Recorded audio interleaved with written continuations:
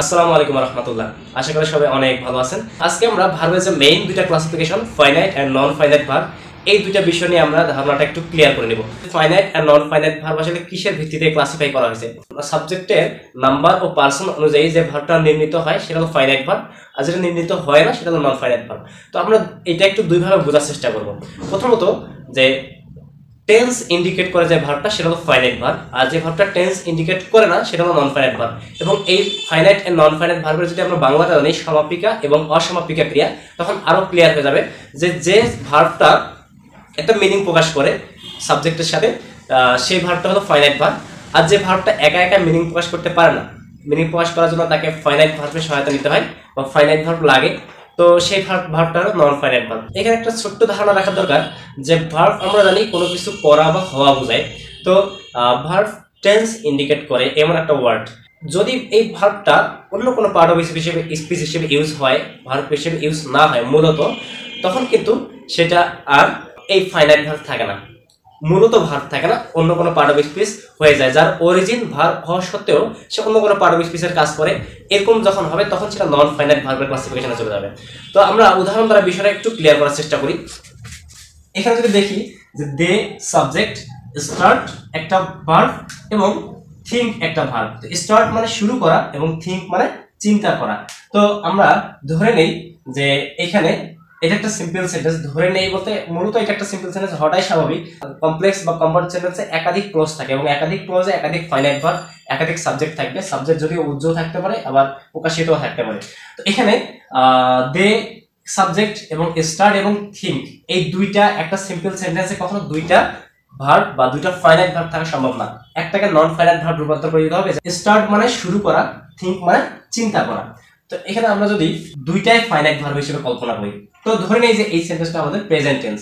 তো they start think, তাহলে তারা শুরু করে চিন্তা করে, হবে না। ধরে নেই এই সেন্টেন্সটা past tense, they started thought, তারা শুরু করেছিল চিন্তা করেছিল, হবে না। যদি ফিউচার ধরি, তারা শুরু করবে চিন্তা করবে, হবে না। তাহলে আমাদের কি করা লাগবে? তারা চিন্তা শুরু করে, তারা চিন্তা শুরু করে। তাহলে এখানে স্টার্ট প্রেজেন্ট টেন্স যদি হয় তাহলে তারা চিন্তা শুরু করে স্টার্ট, এখানে কি করে দিতে হবে? আমাদের থিঙ্কিং করে দিতে হবে। তাহলে আমাদের এই নন ফাইনাইট, এই থিঙ্কিংটা নন ফাইনাইট ভার্ব এবং এই তিনটার মধ্যে কোনটা ক্লাসিফিকেশনে পড়ে গেল? এই তিনটার মধ্যে জিরানের ক্লাসিফিকেশনে পড়ে গেল, অর্থাৎ ভার্ব প্লাস আইএনজি যেটা নাউনের কাজ করবে। এটা একটা কাজের নাম বোঝাইলো এখানে।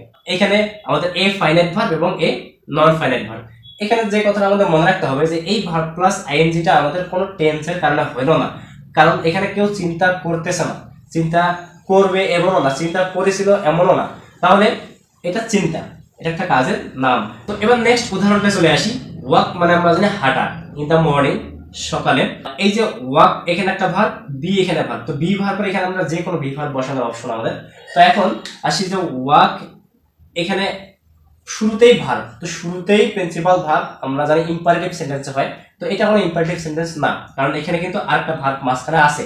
তো শুরুতে কখনো ইম্পারেটিভ সেন্টেন্স বাদে অন্য কোনো সেন্টেন্সের ভার্ব দ্বারা শুরু হওয়ার পসিবিলিটি নাই, সেটা হইতে পারে অক্সিলারি ভার্ব ইন্টারোগেটিভ সেন্টেন্সে। কিন্তু এখানে ওয়াক, সকালে হাঁটা, কেউ এমন হবে না যে সকালে হাঁটছে, সকালে হাঁটছিল, সকালে হাঁটে, সকালে হাঁটবে, এরকম কিছু না।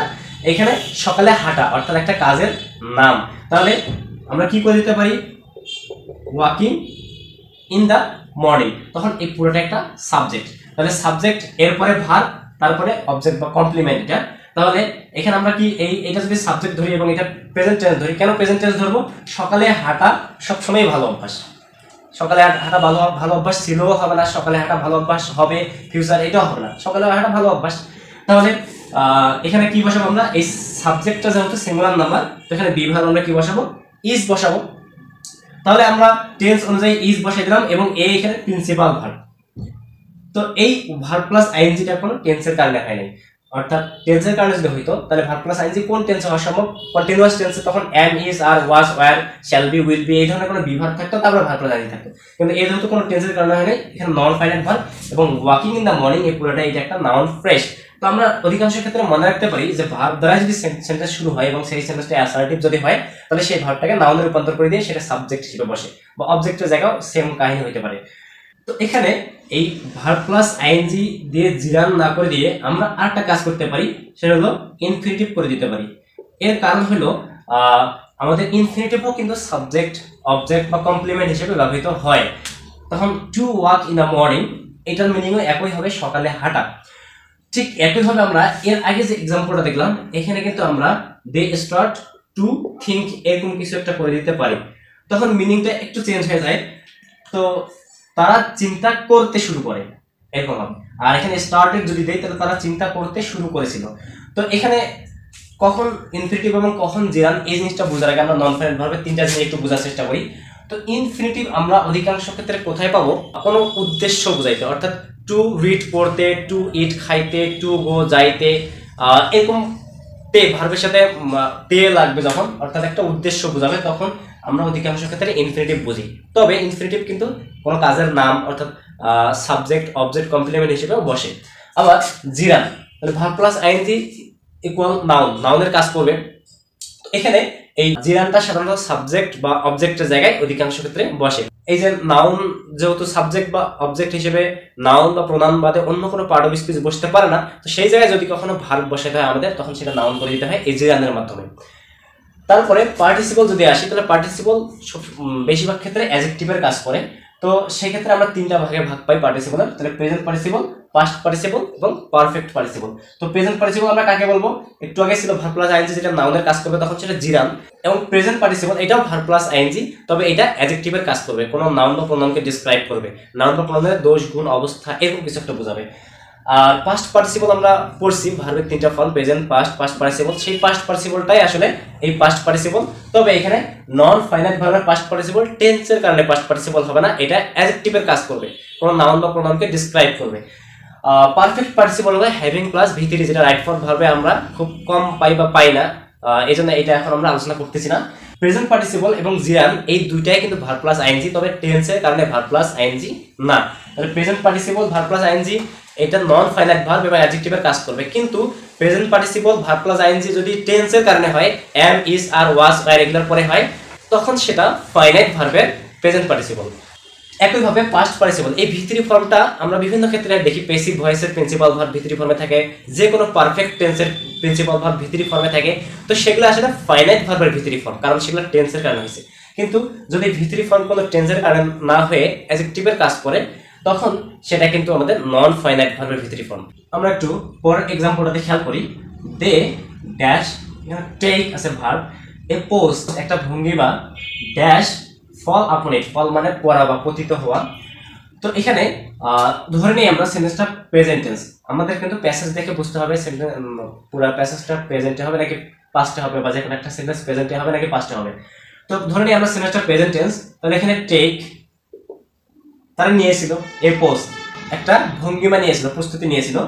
তো এখানে যদি দের জায়গায় যদি আমরা হি বসাই, যেহেতু প্রেজেন্ট টেন্স, তখন এখানে টেক্স হইতো। কিন্তু আমরা জানি যে একটা সিম্পল সেন্টেন্সে একটা ফাইনাইট ভার্ব হয়, তাহলে এটা নন ফাইনাইট ভার্বে রূপান্তর করে দিতে হবে। তাহলে এখানে ফলস হওয়া সম্ভব না, কারণ একটা ভার্বে শুধুমাত্র টেন্স ইন্ডিকেট করে, যেটা ফাইনাইট ভার্ব। তাহলে এখানে কি হবে? তারা একটা পোস্ট নিয়েছিল, কিসের জন্য পোস্ট নিয়েছিল? পড়তে, লাফিয়ে পড়তে, এটাতে, যে কোনো একটা কিছুতে। তাহলে এখানে পড়তে বোঝাইছে, তাহলে এখানে টু ফল আপন ইট। তাহলে আমরা একটু আগে আমরা জানলাম যে যখন তে বোঝাবে, তখন খাইতে, যাইতে, পড়তে এরকম বোঝাবে, তখন কিন্তু এখানে ইনফিনিটিভ ইউজ করি আমরা। তাহলে টু ফল, তাহলে তারা একটা পোস্ট নিয়েছিল, সেটাতে লাফিয়ে পড়তে বা পড়তে। তো ফাইনাইট ভার্ব মানে আমরা জানি সমাপিকা ক্রিয়া, এবং নন ফাইনাইট ভার্ব মানে আমরা জানি অসমাপিকা ক্রিয়া। তো এই জিনিসটা একটু এক্সাম্পলটা দ্বারা বোঝার চেষ্টা করি। হি টেক্স এ পোস্ট, সে একটা পোস্ট নিয়েছিল, এটা কিন্তু মিনিংটা হয়। কিন্তু আমরা যদি বলি যে হি টু ফল আপন ইট, সে লাফিয়ে পড়তে, তাহলে এখানে কিন্তু কোনো মিনিং প্রকাশ হচ্ছে না, পড়তে কি এরকম একটা আকাঙ্ক্ষা থাকা যাচ্ছে। তো এই কারণে এটা হলো আমাদের অসমাপিকা ক্রিয়া, এবং এটা সমাপিকা ক্রিয়া। এই একা একা কোনো কিছু সমাপন করতে পারে মিনিং, কিন্তু এ পারে না। এবং এ হলো আমাদের টেন্স নির্ধারণ করতেছে, এই সেন্টেন্সটা যে প্রেজেন্ট টেন্সে আছে এ নির্ধারণ করতেছে, কিন্তু এ নির্ধারণ করতেছে না। তারা যদি একটা পোস্ট নিয়েছিল যদি হয়, তাহলে এখানে কিন্তু টুক হইতো, কিন্তু এখানে কিন্তু ফল ফলে থাকে, ফেল হবে না। তাহলে এই কারণে আমাদের সংজ্ঞার মধ্যে আছে যে সাবজেক্টের নাম্বার এবং পার্সন অনুযায়ী নির্ণীত হয়। এই যে এস যুক্ত করলাম, টেন্সেস চেঞ্জ করলাম, টেন্স নির্ধারণ করে যে ভাবটা সেটা ফাইনাইট ভার্ব, কিন্তু এ কিন্তু অপরিবর্তিত অলওয়েজ। এই কারণে এ হলো নন ফাইনাইট ভার্ব, এ হলো ফাইনাইট ভার্ব। তো আমরা আরো এক্সাম্পল দ্বারা একটু ক্লিয়ার করি। এখানে এটা একটা সিম্পল সেন্টেন্স এবং আলাদা ক্লোজ যতক্ষণ না ভাগ হবে, ক্লোজ ভাগ হয়ে গেলে হয় রিলেটিভ প্রোনাউন লাগবে নতুবা কোনো কনজাংশন লাগবে। তো এখানে কোনো ক্লোজ ভাগ নাই, আলাদা আলাদা ক্লোজ হলে আলাদা আলাদা ফাইনাইট ভার্ব থাকবে, আমি আবারও বললাম। তো এখানে রিমেইন, হাইড দুইটা ভার্ব, একটা আমাদের ফাইনাইট ভার্ব হবে, তাহলে হয় তারা সবসময় থাকে, তারা সবসময় থেকেছিল, তারা সবসময় থাকবে, এরকম কিছু একটা বোঝাবে। তো অলওয়েজ আছে যেহেতু, সেহেতু মোটামুটি আমরা ধরে নিতে পারি সেন্টেন্সের ক্ষেত্রে আমরা কিন্তু এই ওয়ার্ডগুলো দেখে ডিসাইড করবো টেন্স, সেন্টেন্সের ক্ষেত্রে, কিন্তু প্যাসেজের ক্ষেত্রে আমরা প্যাসেজ দেখে টেন্স ডিসাইড করবো। তো এখানে রিমেইন তারা সবসময় থাকে, অলওয়েজ থাকলে আমরা কোনো একটা রুলসে দেখছিলাম যে প্রেজেন্ট টেন্স হয়, তো আমরা ধরে নিলাম যে এটা প্রেজেন্ট টেন্স। তাহলে এখানে আমরা দে সাবজেক্ট প্লুরাল নাম্বার আছে, তাহলে ভার্বের সাথে এস বা ইএস যুক্ত হবে না, তাহলে রিমেইনে থাকবে, তারা সবসময় থাকে। এখন থাকে লুকায়, এটা কিন্তু কখনো হবে না, তারা সবসময় থাকে লুকায়, তাহলে কি থাকে, তারা লুকাই তো থাকে। তাহলে হাইড থেকে আমাদের এটা এর একটা অবস্থা করে দিতে হবে আমাদেরকে। তাহলে নাউন বা প্রোনাউনকে ডিসক্রাইব করে এমন ওয়ার্ড কি অ্যাডজেক্টিভ। তাহলে যখনই আমরা এরকম ভার্বকে অ্যাডজেক্টিভ করার অপশন পাবো তখন আমাদের দেখতে হবে যে প্রেজেন্ট পার্টিসিপল নাকি পাস্ট পার্টিসিপল, কোন নন ফাইনাইট ভার্বটা করে দিলে এখানে অ্যাডজেক্টিভটা কাছাকাছি হচ্ছে বা সবচেয়ে অ্যাপ্রোপ্রিয়েট হচ্ছে। তো আমরা জানি হাইডেন মানে লুকায়িত, তাহলে এখানে হাইডেন করে দিব, বা হিডেন যেটা উচ্চারণ আমরা করি, তাহলে দে অলওয়েজ রিমেইন হিডেন। তো এখানে যদি আমরা আইএনজি করে দিই, তো এক্ষেত্রে আমাদের দেখা যাচ্ছে যে আইএনজি করে দেওয়ার থেকে ভি3 ফর্মটা এখানে অ্যাডজেক্টিভ মিনিং প্রকাশ করতেছে, এই কারণে আমরা এখানে নন ফাইনাইট ভার্বের পাস্ট পার্টিসিপল করে দিলাম। এবং এই হিডেনটা কিন্তু এখানে টেন্সের কারণে হয় নাই, কোনো প্যাসিভ ভয়েসের কারণেও হয় নাই, বা কোনো পারফেক্ট টেন্সের কারণেও হয় নাই, এটা এই হিডেনটা এখানে এর গুণ বুঝাইছে বা দোষ গুণ অবস্থা বুঝাইছে। তাহলে এইটা নন ফাইনাইট ভার্ব এবং এর টেন্স নির্ধারণকারী ভার্ব এ। তো এরপর নেক্সট এক্সাম্পলটা যদি আমরা দেখি, I have a dash room. আমরা জানি যে হ্যাভ থাকলে তারপরে ভার্বটা ভি3 ফর্মে হয়, কিন্তু এখানে কি হ্যাভ কি আসলে অক্সিলারি ভার্ব? একটু আমরা খেয়াল করি যে এখানে এ আছে, এখানে নাউন আছে। তো আমরা আর্টিকেলের নিয়মে পড়ছিলাম যে নাউনের সামনে অ্যাডজেক্টিভ থাকলে তার সামনে এ হয়, এরকম কিছু একটা পড়ছিলাম। তো যাই হোক, এখানে এর পরে কখনো ভার্ব হওয়া সম্ভব না, তো এটা একটা নিয়ম। কিংবা এখানে সিম্পল সেন্টেন্সে ফাইনাইট ভার্ব একটা, এর পরে যদি ডিরেক্টলি ভার্ব থাকতো তাহলে ভি3 হইতো, তখন প্রেজেন্ট পারফেক্ট টেন্স হইতো। তাহলে এখানে রিডিং রুম, এখানে কিন্তু রিড, এখানে যদি ভি3 ফর্ম করে দেই রিড রুম, তাহলে কিন্তু হবে না, এখানে আইএনজি করে দিলে সেটা অ্যাডজেক্টিভের কাজ করতেছে এবং প্রেজেন্ট পার্টিসিপল। তো এখানে আইএনজিটা কিন্তু কোনো টেন্সের কারণে হয় নাই, কেউ পড়তেছে, কেউ পড়তেছিল, কেউ পড়তে থাকবে, এরকম বোঝাচ্ছে না।